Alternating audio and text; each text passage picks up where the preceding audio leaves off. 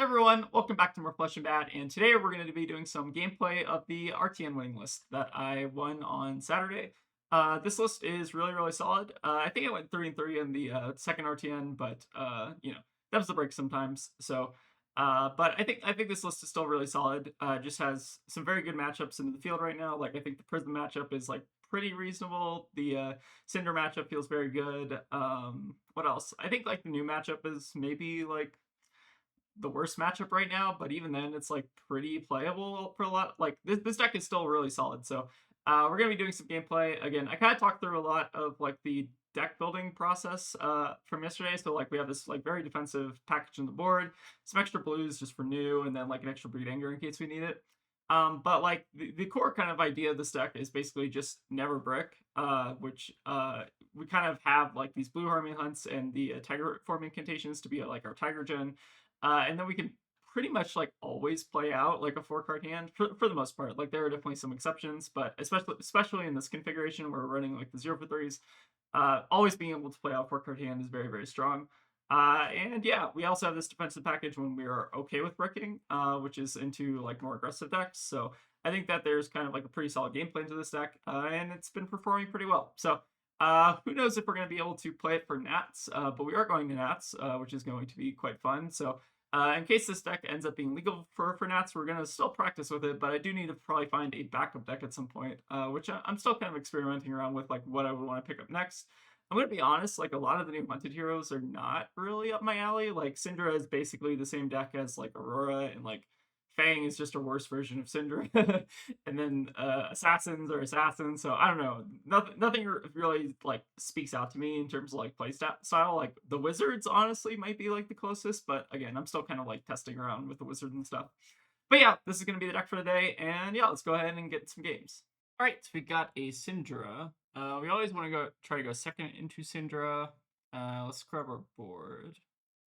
All right, so this looks roughly correct. Okay, let's give it a shot. Going second in Cindra is very good generally. And we have 11 block in hand, so I feel like 95% of the time, Cindra will just try to push as much damage into me as possible. Alright, starting off with Kunai, pitching a yellow brand. So debating when we want to block here, but I think we probably end up taking this Kunai, right? So Chainlink 1 is hit. We're probably looking to block out 2 and 3 depending. Ooh, we have a spicy inclusion here. We have Devotion Never Dies. Probably just want to block 5 on this, honestly. In case they have like empowerment, I don't really want to give them the on hit.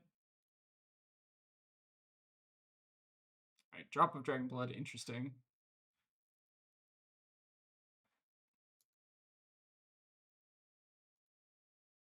So this costs them 1, and I guess they net the same amount of resources. Sure. Can they even cast this here? Also, why did they not flick? What happens if we just give them this? Because they still have to pay 1 for it, right? I feel like I'm fine letting this hit, actually. Because they won't be able to draw off Mask either. Yeah, this is definitely interesting. I've not seen this card be good yet. Oh, also, Draconic Attack was not the last attack, so it didn't even have the on hit. Okay, interesting. For what it's worth, this does look like a Draconic card for some reason. I don't know. The set's weird with the art direction. It feels like all the cards just look Draconic even though they're not. I think that's a pretty common gripe with the set. All right, opponent's gonna pass here. All right, so our hand is pretty bad, but we'll do our best. So I think it's just Kakara and E-Strike buff, and then Arsenal levels.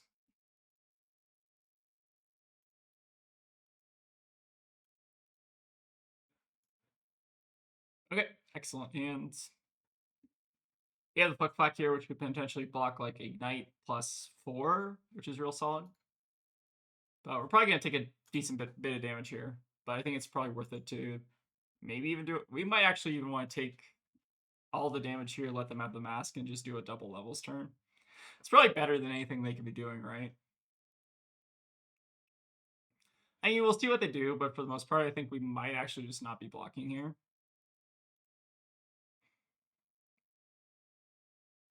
All right, Blood Run Seep is fine.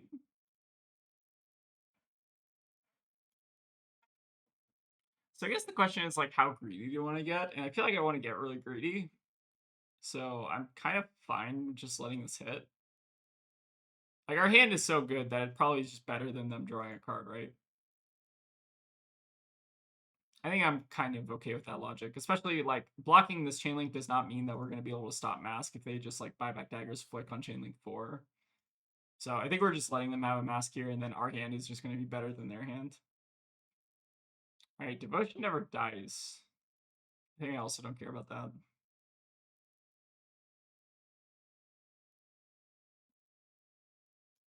Like if they have a blue here, it's maybe good-ish. But if they don't have a blue here, this card kind of sucks. And we'll see how good it is here. They might be able to, like, if they have a blue, they can, like, do kunai, play this, hit, kunai, play that, like, something like that. But I don't feel like they're representing the resources necessary to make that work. I guess they have Blood Splatter. But they'd have to be, like, cracking that. Yeah, I guess we get rid of all their Blood Splatter counters, and for not really much effect, it feels like. Like, they get to play it, like, one more time, and then that's it. Sure.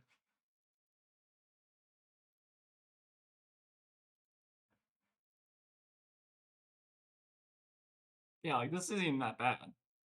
We go to 12, but we have a double levels turn, so it, like, does not matter.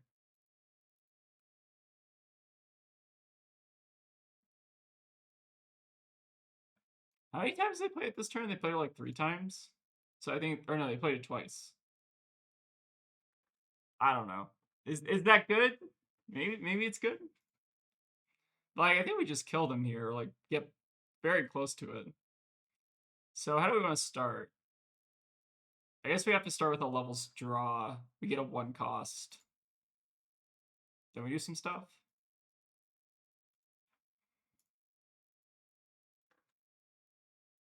All right, gain a resource. Trade Zen. Don't think we can get a chase here. Maybe we just get a breed just to use up the 1 floating so we can pitch blue flip clock. Seems reasonable. All right, we'll do draw go here. Just try drawing into some stuff. Draw into another flick flack, which is whatever.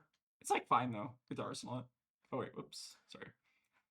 Uh, we get to play Tiger first, and then we get to play Breedinger. All right, seems like they are just full passing here.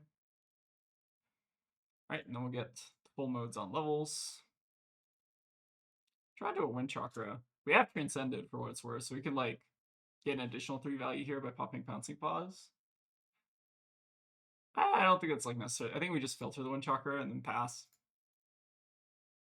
So double levels of questionable goodness there, but the sand still probably wins just because we now have Traverse on, we have 7 armor, and then you just kill them that way. They also don't have any blood splatters, so now their entire resource curve is like completely messed up.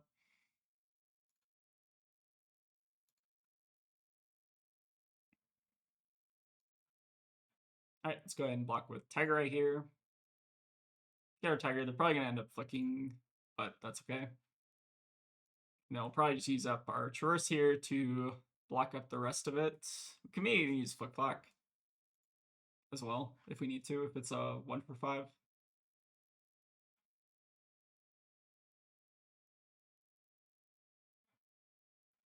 Oh, it is a 1 for 5. All right, we called it. So that's kind of like the risk of Devotion Never Dies, especially if you're only using it on your Blood Splatter, because like now you've basically like completely messed up your resource curve if you just draw like 3 1 costs.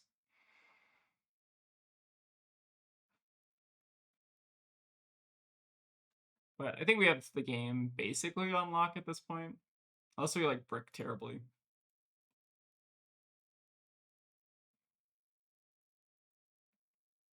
For what it's worth, is on hits also not hitting, so we don't have to play out the Flick Flack, we can just play out the Wax on. And then just keep this in arsenal. probably a little bit more efficient to do it that way. Flick Flack is like I think a little bit better than Wax On is normally.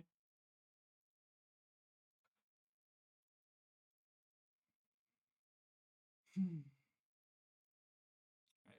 Getting some armor block out of them. It's good. Let's grab our chase. We should be representing 12 damage here. So they will have to give us either a card or a piece of their engine, both of which is basically game winning for us.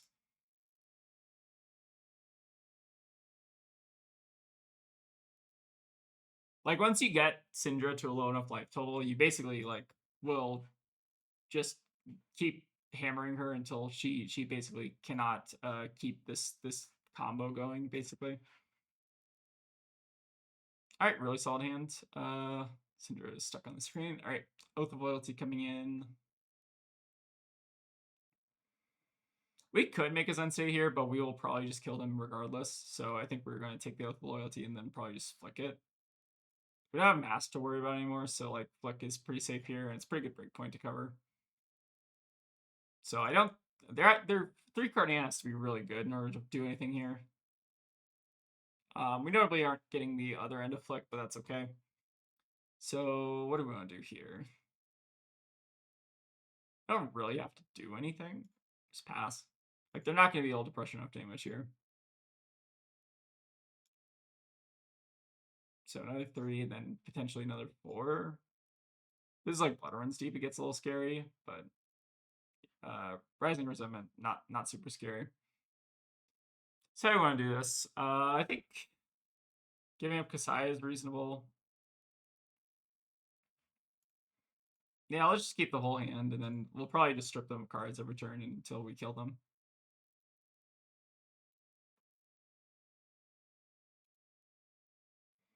I think if they have Blood Runs Deep, that gets us to 1 effectively, but like we still have like the ability to make it end state, so it doesn't really matter. All right, let's go ahead and send in Harmony Hunt. Just make it kind of weird for them. Can actually make the breakpoints like super annoying here. We do 1, 1, 2, 1. Tiger Swipe. Should strip all the cards. I think they get to keep 1 card or something. But we still have Shuko up, so it's like pretty okay.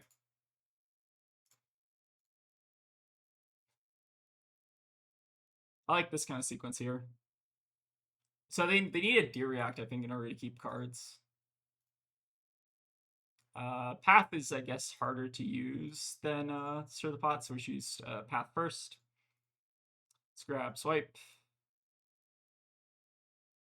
Then we got 1 into 4, which strips hand, and then we get to Arsenal Transcend card, which sets us up for pretty much a guaranteed win next turn. Yep, seems good to me. All right, double Transcend, win the game, GG's, all that. All right, let's grab, don't think it matters here. Probably actually just going to bottom a Tiger to E-Strike, or we can even bottom the Sink Below. I think both are basically guaranteed to win.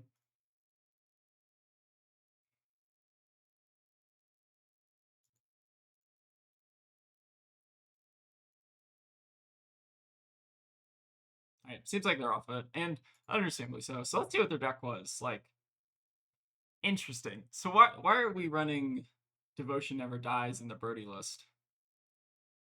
There's so many 1 costs here. That's so many 1. That's like, I feel like that's got to be way too many 1 costs to like actually run in Cindra. So how many Devotion? Is that the only copy of Devotion? Okay, if that's the only copy of Devotion, maybe I can see that, but still feels like a lot of Devotion. Like, I don't think this is actually like a good card. Or no, sorry, they did have 2 copies of Devotion, so I don't know. This feels like a lot of 1 cost to me, but maybe they trimmed some 1 cost from the Brody list to like make room for it. But it still seems like a lot. I don't know. But yeah, let's. That was a pretty good one. Let's see if we can get another. All right, so we got a Verdance. Into Verdance, what do I generally like to do? I think first, second are pretty similar, but I typically like going first just to deny the deny basically like them setting up graveyard. I basically just like pass when I'm going first. I think we board in a breed board like this. I think that's pretty much what I normally do. All right, so Verdance, I think I'm like 15-0 into currently, but let's see if this Verdance will be any different.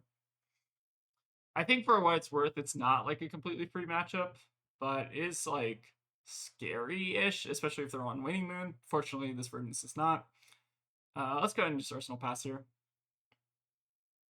This is pretty much why I like going first, is so that I deny them Graveyard, and then also deny them just sending a bunch of arcane damage for free. Alright, no reason to pay any Aether Tide. What I normally like to do is pay into the spell, like if they have a Mind Orb, then you pay into the spell. Because a lot of times they'll just try to do kind of like bait like this, where they'll like try to send Surgeon as like a dagger, basically, and then follow up with an attack. So pretty okay just blocking here. So we deny them many Earth cards in Graveyard, which is good. And then we also just have Levels Preserve, which is always fantastic. Probably want to preserve. I wonder which one's better. Intune, Swipe, and Aspect. I think it's close. I don't know. I feel like Swipe is better for the late game. Like, we have a ton of Tiger Generation in our deck, so Aspect is always not always necessary. So I think we're just drawing a random card here. They have a Plume, which is kind of interesting. So maybe they're trying to go for the combo kill here. We'll do draw go. All right, we draw into another Mauling. That's fine-ish. So it seems like they're on more of a combo game plan, is what I kind of look at this. I feel like the closest Verdance normally gets to killing me is when they're on Waning Moon and doing more of like a mid-range thing. I think that's the scariest version of Verdance to me. But let's see if they can prove me wrong. All right, notably, they are set up for Decompose now because they block with Felling and they block with a Rootbound. But we're getting some good damage in here. And depending on what their arsenal is, they might not have the ability. Oh, they have Seeds. Interesting. So they have a blue, and then they have one card in arsenal. Curious what it is. All right, fantastic hand from us. So it's Healing Pot. They have... Oh, they can't Arsenal Seeds anymore. That feels like a pun. Huh. Okay, they want to like play Surgeon and do that. Okay. So now we don't have to like play around anything, so we'll just pay 0. Alright, they'll develop out a Healing Pot, not the end of the world. And let's just keep killing them. So when Chakra Passover, let's banish CNC just because we don't want to give them Decompose, and it also gets rid of an action that they can banish. I think we're just getting a 0 cost here to kind of fit the curve. Let's grab Swipe. We probably should have sent Kakar first so that we're telegraphing a little bit less hard. They're also kind of like stuck with that Seeds of Tomorrow in hand. Or no, they don't have a Seeds of Tomorrow. They pitched it, right? So this is a fresh 4-card hand. Never mind. For some reason, I thought they like didn't play it, but I think they undid, and that might be confused me a little bit. We also have the option to not play out CNC. Play out the Mauling instead. Which one's better?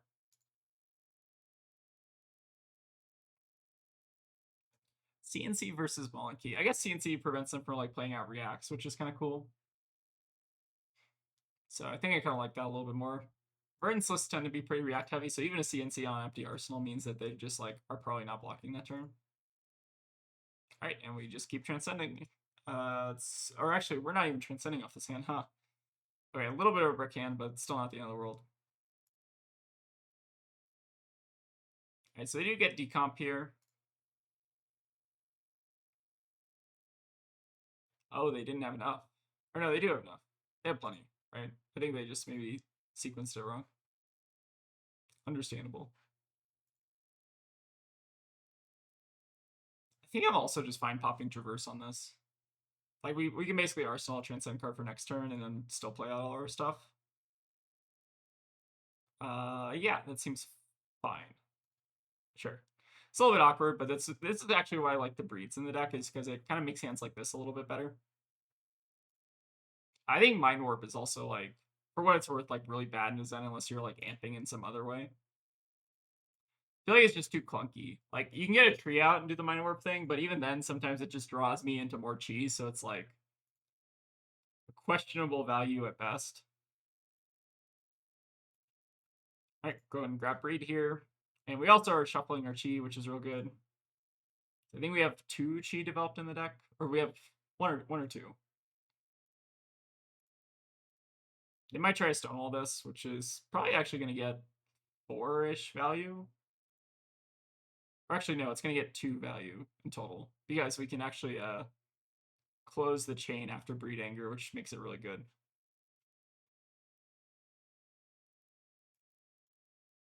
I feel like Stonewall, if it's a good Stonewall, will normally get somewhere between 4 and 5 value. Bad Stonewalls will normally get about 2 value.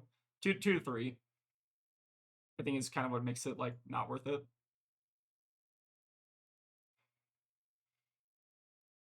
Right, but now we get to close chain, which is real good. And we still get to keep our Tiger. And then we also get a Transcend card in Arsenal, which puts us in just a very fantastic spot here. Again, I'm not really threatened by the Surge and Aethertide list. I think that Arthur Trehay, I think like that style of list with like Mono Winning Moon and like basically just kind of doing like a mid-range arcane thing.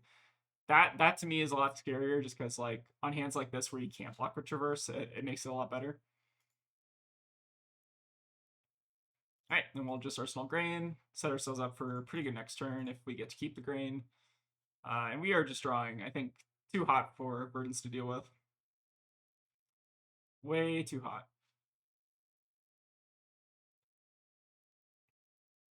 Like, we don't even mind the spelling, right? Like, we take 8 damage here, go to 30, but like, we're gonna send like 20 back at them, basically. They do get to 5, so their Bark Skin is now live, but I think that's okay.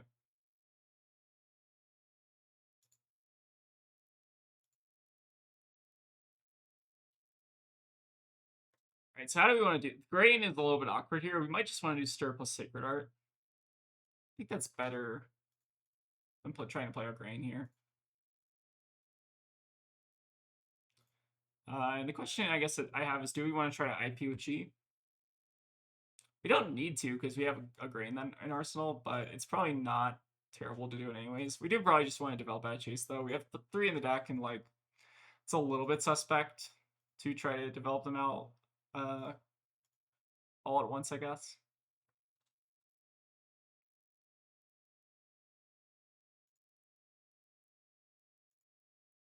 All right, we got some more root bounds coming in, but no decompose. All right, we'll grab Chase here. Normally, I'm like kind of okay with IPing with Chi, but we have like next year Transcend card in Arsenal, so it's probably unnecessary.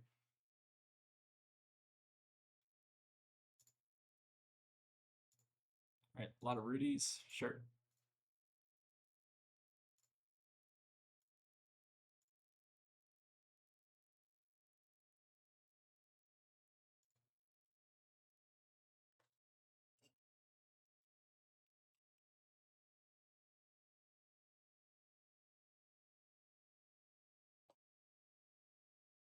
All right, strip their whole hand here, and then still send some additional damage.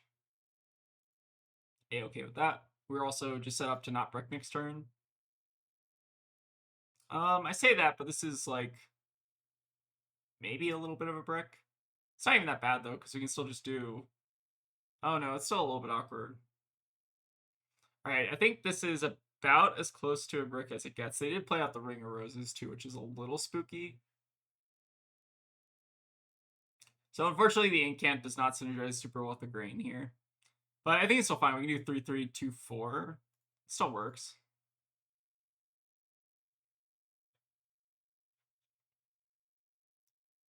Like, your chances of bricking with Grain, I think, are a little bit higher than normal Transcend cards, it feels like, just because of, like, the non-attacks that you kind of have to run for consistency's sake.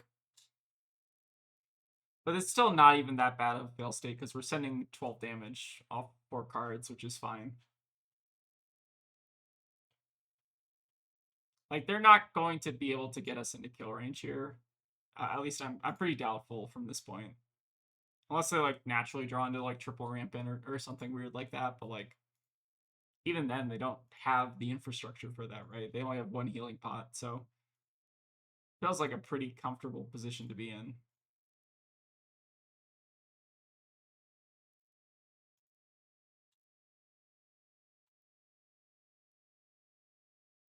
All right, go ahead and pass back. All right, another hand, we're really not able to use that grain. Grain is not on our side today, apparently. All right, some arcane damage. They're also not picking up burdens with the ring. Sure.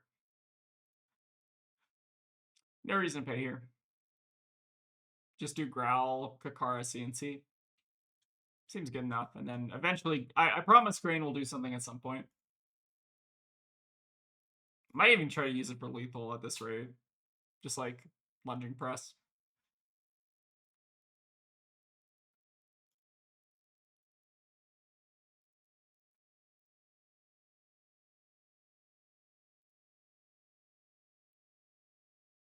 Alright, I hope you don't have any reacts in the end, because this is gonna suck.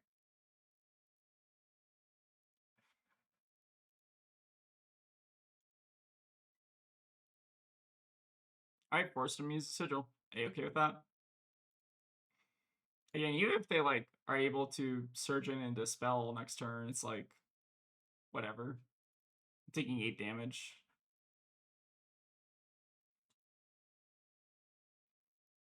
Okay. Wait, why are they doing this? Why not play Pulse? Oh, because they wanted to keep Tree around. That's profoundly greedy. Okay, that has to be wrong. Verdance players, all three of you out there, uh, that has to be not the like. That's so like you're losing out on. You're losing out on five. Wait, how much value are you losing out on? You're losing out on 4 value to get 3 value next turn.